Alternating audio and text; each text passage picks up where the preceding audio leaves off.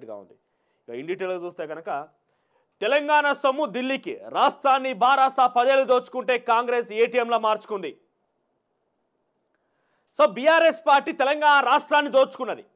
మరి BRS party అంటే ఎవరు? మీ పార్టీలో 3 ఎంపీలు ఉన్నారు. మీ పార్టీ కేంద్ర ప్రభుత్వంలో ఉన్నది. ఇప్పుడు మాట్లాడే వ్యక్తి ప్రధాని, రెగ్యులర్గా ఇక్కడికి వచ్చి మాట్లాడే వ్యక్తి హోంశాఖ మంత్రి.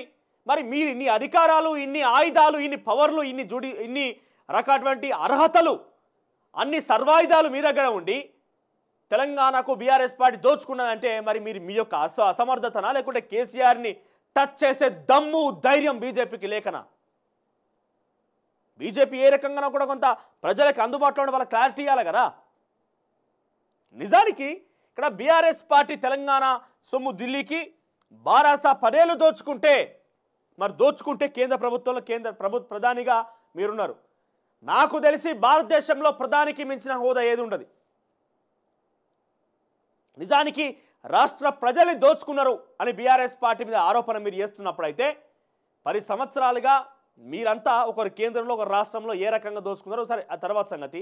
మరి కేంద్రంలో అధికారులు మీరు ఏ ఒక్క రోజన్నా కేసీఆర్ మీద ఒక ఈడీ రైడో, ఒక ఐటీ రైడో, లేకపోతే ఒక విజిలెన్స్ తనిఖీనో, లేకుంటే ఆయన మీద ఏమైనా చర్యలు తీసుకోవడమో ఏ ఒక్కటన్నా జరిగిందా? ఏ ఒక్కటన్నా బీజేపీ పార్టీ సాహసించాలని టచ్ చేసిందా? కనీసం కేంద్ర హోంమంత్రి అంటే పూర్తిగా ఈ యొక్క పోలీస్ డిపార్ట్మెంట్ వ్యవస్థ మొత్తం కూడా ఆయన చెక్కు చేతల్లో ఉంటుంది. కేంద్ర హోంమంత్రిగా అమిత్ షా వచ్చి అదే మాట్లాడతాడు. ప్రధానిగా ఉన్న హోదా అటువంటి నరేంద్ర మోదీ వచ్చి అదే మాట్లాడతాడు. మరి మీరేం చేసినట్టు? మిమ్మల్ని ఎందుకు నమ్మాలి? అరే ఎదుటోడు తప్పు చేస్తున్నప్పుడు తప్పు అని చెప్పకపోతే మీరు ఏ రకంగా పెద్దన్న పాత్ర పోషిస్తారు? అసలు మీకున్నటువంటి మిమ్మల్ని ఎందుకు నమ్మాలి? కరోనా తర్వాత కూడా 2022, 2021లో కరోనా వచ్చిందంటే కరోనా తర్వాత వరకు కూడా ఇద్దరు మేరే బాయి అంటే కాదురా బాయ్ అని చెప్పి మీరంతా కూడా బాయి అని చెప్పి కలిసిపోయి తిరిగిన పరిస్థితి తెలంగాణ యావత్ ప్రజానికానికి తెలుసు.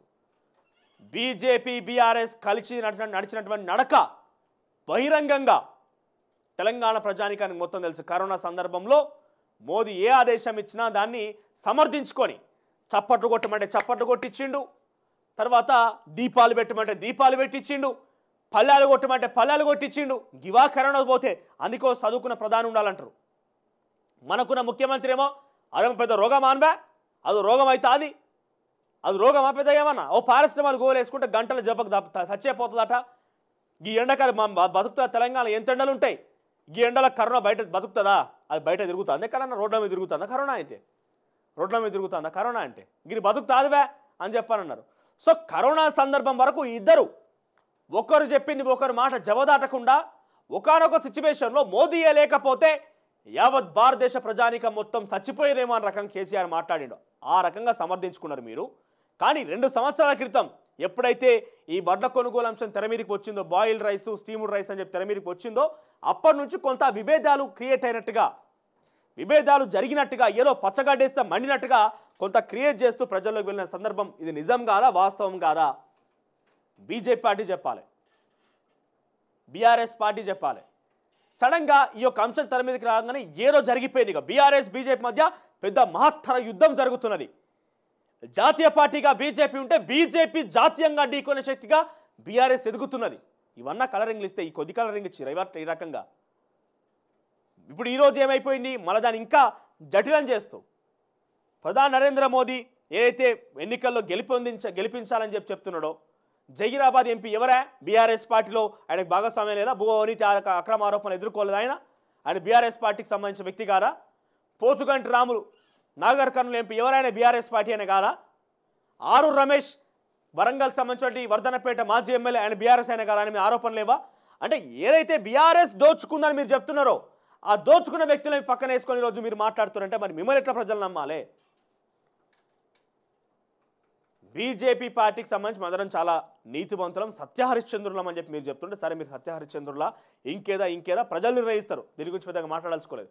కానీ బీఆర్ఎస్ పార్టీ దోచుకున్నారని చెప్తున్న నేపథ్యంలో ఆ బీఆర్ఎస్ పార్టీకి సంబంధించిన వ్యక్తుల్ని ఎందుకు మీ పార్టీలో చేర్చుకుంటున్నారు?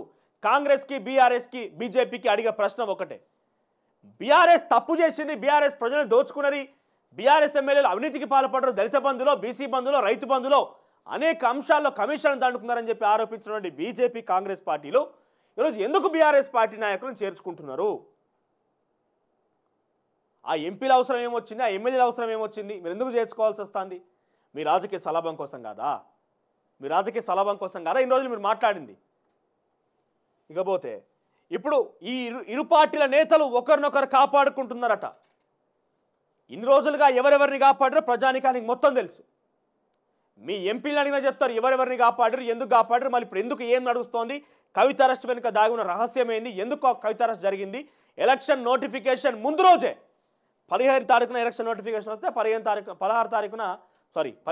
ఎలక్షన్ నోటిఫికేషన్ వస్తే 16 తారీఖున కాదు శనివారం రోజు నోటిఫికేషన్ వచ్చి 16 తారీఖున నోటిఫికేషన్ వస్తే 15 తారీఖునే కవిత అరెస్ట్ అయిపోతుంది. ఎట్లా జరిగింది అంతా కూడా? సో కేవలం ముమ్మాటికి బీజేపీ ఆడేటువంటి నాటకంలో, జగన్ నాటకంలో ఇదంతా కూడా ఒక పావు అనేది పెద్ద ఎత్తున సర్వత్రా చర్చనీయాంశం అవుతున్నది. ప్రజలంతా మాట్లాడుకున్నారు. కాంగ్రెస్ పార్టీ పదే ఆరోపణ కూడా చేస్తున్నది. ఇక మెజార్టీ స్థానాలు ఇవ్వాలి, రాష్ట్ర అభివృద్ధికి నేను గ్యారంటీ అన్నప్పుడు మరి ఇన్ని రోజులుగా ప్రధానిగా మీరే ఉన్నారు. అసలు మీకు ఎంపీ స్థానాలు బండా దత్తాత్రేయ తప్ప ఎవరు దిక్కులేటువంటి సిచ్యువేషన్లో ఓ కిషన్ రెడ్డికి అవకాశం ఇచ్చిర్రు, ఓ ధర్మపురి అరవింద్కి అవకాశం ఇచ్చిర్రు, ఓ బండి సంజయ్కి అవకాశం ఇచ్చిర్రు, ఒక సోయం బాపురావుకి అవకాశం ఇచ్చిర్రు, 4 స్థానాల్లో మీకు అవకాశం ఇచ్చిర్రు.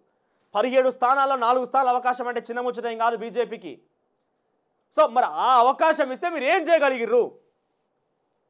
సికింద్రాబాద్ డెవలప్మెంట్ కోసం కిషన్ రెడ్డి కేంద్ర మంత్రిగా తర్వాత బీజేపీకి సంబంధించి తెలంగాణ రాష్ట్ర అధ్యక్షుడిగా ఎన్ని నిధులు పట్టుకొచ్చిండు అనేది రోడ్లు కాదు నాకు కావాల్సింది.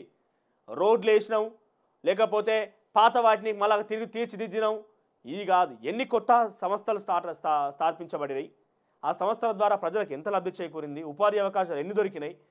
పోనీ బీజేపీ ఎంపీ ఫక్తు హిందుత్వవాది జై శ్రీరామ్కి పరమభక్తుడైనటువంటి బండి సంజయ్ ఆయన రూపంలో, ఆయన అభిప్రాయంలో పరమభక్తుడైన బండి సంజయ్ కరీంనగర్ ప్రాంతానికి ఏ ఒక్క ప్రజానికం దగ్గర పోయాడు. బండి సంజయ్ ఏం చేసిండు? జై శ్రీరామ్ అని రెచ్చగొట్టుడు, దేవుళ్ళు కార్యక్రమాలు, పూజలు, కళ్యాణోత్సవాలు అయితే యాత్రలు చేసుడు. ఇవా ఎంపీగా ఉండి చేయనీకి? అది ఎంపీగా ఎందుకు? ఓ వ్యాపారవేత్తగా ఉన్నా లేకుంటే సామాన్య కార్యకర్తగా ఉన్నా చేయవచ్చు. మేము చేస్తాం, గుళ్ళకు పోతే పూజ అర్చన కార్యక్రమాలు చేస్తాం, మేము ఊరల్లో మేము కూడా పోయి కార్యక్రమాల్లో పాల్గొంటాం, మేము కూడా స్వతహాగా కార్యక్రమాలు చేస్తాం. దానికి ఎంపీనే కావాలనా? దానికి ఎంపీ అయితేనే కార్యక్రమాలు చేయాలనా?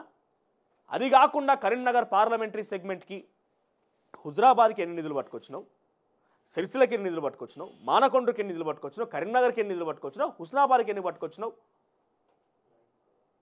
ఈ పార్లమెంటరీ నియోజకవర్గం ఉన్నటువంటి 7 అసెంబ్లీ సెగ్మెంట్స్కి ఏమేమి నిధులు పట్టుకొచ్చినావు, ఎక్కడెక్కడ ఖర్చు పెట్టినావు, ఏం చేయగలిగినావు?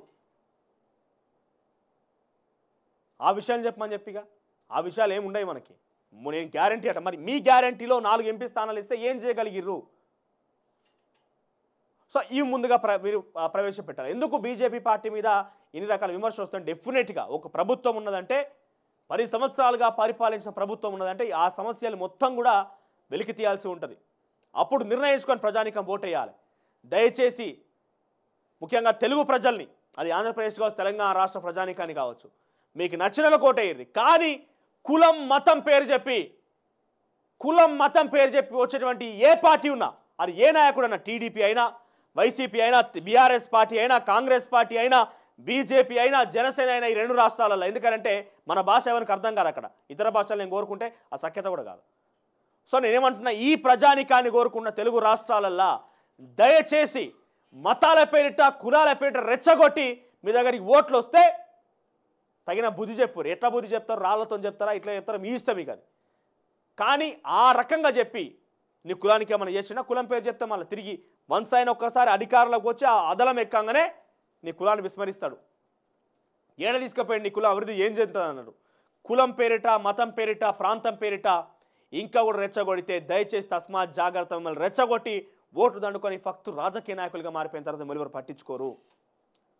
కులం మతం పేరు చెప్తే తరిమి కొట్టుర్రి, తప్పేం లేదు. ప్రజాస్వామ్యంలో ఎక్కడ కూడా, రాజ్యాంగంలో కూడా మీరు ఆ కులం మతం పేరు చెప్తే రాజ్యాంగంలో కూడా, ఎలక్షన్ కమిషన్ కూడా మీరు చెప్పొచ్చు, రాజ్యాంగంలో కులం మతం పేరు చెప్తే చర్యలు తీసుకుంటామన్నారు. ఇగో మా ఇంటికి వచ్చి పలానా కులం పేరు చెప్పిండు, మా ఇంటికి వచ్చి మతం పేరు చెప్పిండు, కొట్టి మీరే కంప్లైంట్ ఇయ్యారు. పోయి ఏం కాదు, ప్రజలే కొట్టి అని చెప్పి బుద్ధి వస్తుంది వాళ్ళ కనీసం.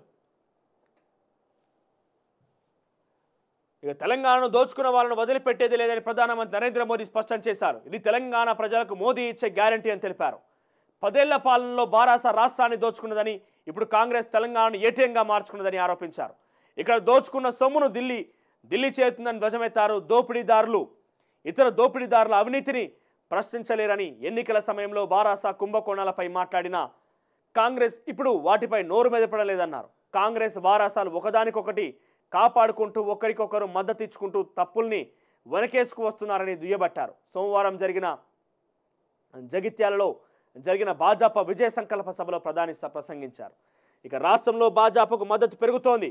మే 13న తెలంగాణ ప్రజలు కొత్త చరిత్ర రాయాలి. ఎన్నికలు ఢిల్లీలో మోదీ ప్రభుత్వాన్ని మరోసారి అధికారంలోకి తెచ్చేందుకు జరుగుతున్నవి. తెలంగాణలో భాజపాకు మద్దతు పెరుగుతోంది. దీనికి జగిత్యాల సభే నిదర్శనం. ఇటీవల తక్కువ కాలంలోనే 2 సార్లు తెలంగాణకు వచ్చాను. ఈ సందర్భంగా వేల కోట్ల రూపాయల అభివృద్ధి పనులను ప్రారంభించుకోవడంతో పాటు పలు శంకుస్థాపనలు చేశాం. తెలంగాణ అంతటా అభివృద్ధి జరగాలి. అందుకోసమే రాష్ట్ర నలుమూలల నుంచి భాజపాకు మద్దతు పెరుగుతోంది. ఓటింగ్ తేదీ దగ్గరకు వస్తోంది. రాష్ట్రంలో కాంగ్రెస్ బారాస చాప చుట్టేస్తున్నాయి. అభివృద్ధి కోసం, భారత్ కోసం, ప్రపంచంలోని అతిపెద్ద 3 ఆర్థిక వ్యవస్థ కోసం ఇవన్నీ మాటలు 2014లో చెప్పిండు, 18లో చెప్పిండు. ఏమన్నాడు? అభివృద్ధి భారత్ కోసం, అభివృద్ధి భారత్ అంటే డెవలప్డ్ కంట్రీ కోసం, ప్రపంచ అతిపెద్ద 3 ఆర్థిక వ్యవస్థ కోసం ఇవా మాటలు చెప్తే మరి 10 సంవత్సరాలుగా ఏం చేశారు? మళ్ళీ ఇదే మాటలు చెప్తున్నారు. మీరు ఒక్కసారి వెనక్కి పేజీలు తిరిగేయండి. 2014లో ఏం జరిగిందో ఒకసారి గమనించుర్రి. 2014లో జరిగిన ప్రసంగమే 18లో జరిగింది. ఇప్పుడు 24 వచ్చారు కూడా అదే ప్రసంగం ఉన్నది. ఏ మార్పు రాలే. నల్లధనం ఎడబోయింది. మొత్తం నల్లధనం పట్టుకొచ్చి ఆ నల్లధనం తీసుకొస్తే ఒక్కొక్కరికి 15 లక్షల రూపాయల చొప్పున ఇచ్చుకోవచ్చు అన్నారు. ఈ రోజు వరకు దిక్కులేదు కదా, 15 రూపాయలు దిక్కులేవు. కాంగ్రెస్ బారాసాలు దొందే అంటూ మాట్లాడినటువంటి బీజేపీ నాయకులకు సంబంధించి ఒక వార్త. తర్వాత రాష్ట్ర అభివృద్ధికి నేను హామీ అంటూ ప్రధాని మోదీ. ఇక మీడియా నిర్ణయించుకోండి ప్రజలారా, ఏం జరుగుతోంది బీజేపీ పార్టీకి సంబంధించి. ఇప్పుడు మళ్ళోసారి గుర్తు చేస్తున్నా, కులం మతం పేరు చెప్పి ఎవడన్నా రాజకీయాలు చేసి ఎందుకు అనాల్సి వస్తున్నారంటే, ఈరోజు కులం మతం పేరు చెప్పి వాళ్ళు